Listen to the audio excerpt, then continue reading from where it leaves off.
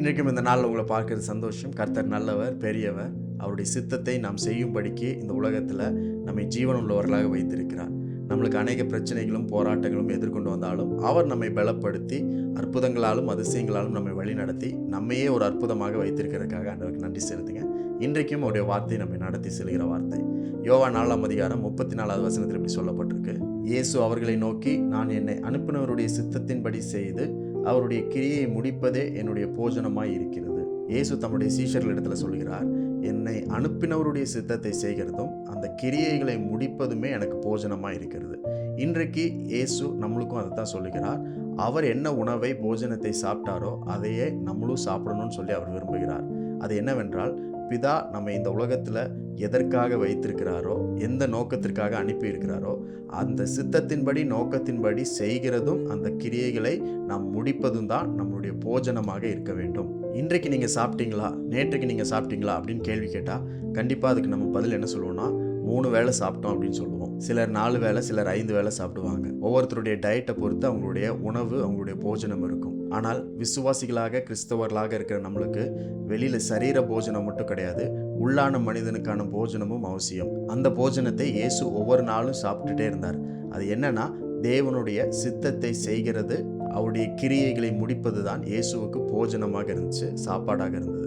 So எந்த அளவுக்கு நம்ம சரீரத்தை கவனிக்கிறோமோ, எந்த அளவுக்கு நம்ம போஜனத்தையும் உணவையும் சாப்பிடுகிறோமோ, அந்த அளவுக்கு அதற்கும் மேலாக பிதாவுடைய சித்தத்தை செய்கிறது நம்மளுக்கு உள்ளான மனிதனுக்குரிய போஜனமாக இருக்கிறது. நம்ம நிறைய வேலைகளை செய்கிறோம், காரியங்களை செய்கிறோம், சாதிக்கிறோம், நிறைய அச்சீவ்மெண்ட்ஸை பண்ணுறோம், எல்லாம் நல்லது. இதெல்லாம் எப்படி நம்மளால் செய்ய முடிகிறது அப்படின்னா, நம்மளுக்குள்ளே இருக்கிறதான உள்ளான மனிதனுடைய பலத்தினால தான் செய்கிறோம்.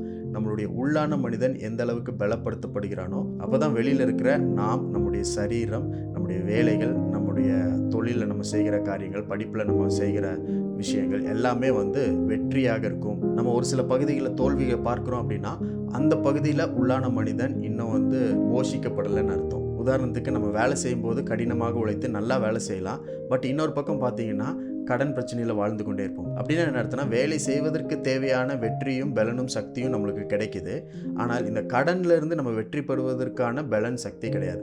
ஸோ அந்த பகுதியில் உள்ளான மனிதன் ரொம்ப வீக்காக இருக்கிறான். அவனுக்கு உணவு கிடையாது, போஜனம் கிடையாது. அப்போது அதற்கு தேவையான போஜனத்தை நம்ம பெற்றுக்கொள்ளணும். அது பிதாவுடைய சித்தத்தை நாம் செய்யும் பொழுது நம்ம பெற்றுக்கொள்கிறோம். அவருடைய வார்த்தையின்படி நம்ம ஒவ்வொரு காரியத்தையும் செய்கிறது தான் பிதாவுடைய சித்தம் செய்கிறது. இன்றைக்கும் அவருடைய சித்தத்தின்படி சித்தம் செய்வதற்கு நம்மை அர்ப்பணிக்கணும். அவர் என்ன சொல்கிறார் என்பதை சத்தத்தை கேட்பதற்கு நம்மை அர்ப்பணிக்கணும். அப்படி ஒவ்வொரு நாளும் அந்த போஜனத்தினால நம்மளுக்குள்ள இருக்கிற மனிதனை நிரப்பிக் கொண்டே இருக்கும் பொழுது வெளிப்பிரகாரமாக எந்த இடத்துல, எந்த பகுதியில் உங்களுக்கு தேவையான வெற்றி இருக்கிறதோ அது உங்களை தேடி சேரும்.